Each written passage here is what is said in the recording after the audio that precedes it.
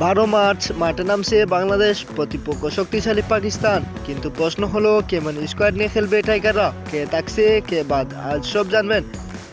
আগামী 12 March ODI ম্যাচে মুখোমুখি হচ্ছে বাংলাদেশ ও পাকিস্তান। এই ম্যাচে বাংলাদেশের জন্য অনেক গুরুত্বপূর্ণ, কারণ এটা শুধু সিরিজ না, সম্মানের লড়াই।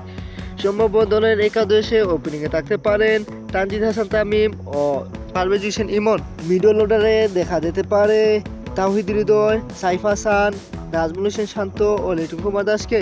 এই লাইন আপ ম্যাচের ভাগ্য নির্ধারণ করবে। দলে অলরাউন্ডার হিসেবে থাকতে পারেন নাসুম আহমদ, শেখ মাহাদি, মেহেদী Hasan Miraj. Bat plus ball দুই দিকে ভরসা। বোলিং আক্রমণে থাকতে পারেন তাসকিন আহমদ, শরীফুল ইসলাম, মুস্তাফিজুর রহমান ও তানজিম হাসান সাকিব। পাকিস্তানের ব্যাটিং লাইন আপ ভাঙার দায়িত্ব ওদের উপর। চমক হিসাবে নতুন কোনো তরুণ ও প্লেয়ার সুযোগ পেতে পারেন। আপনার মতে এই স্কোয়াড কি যথেষ্ট?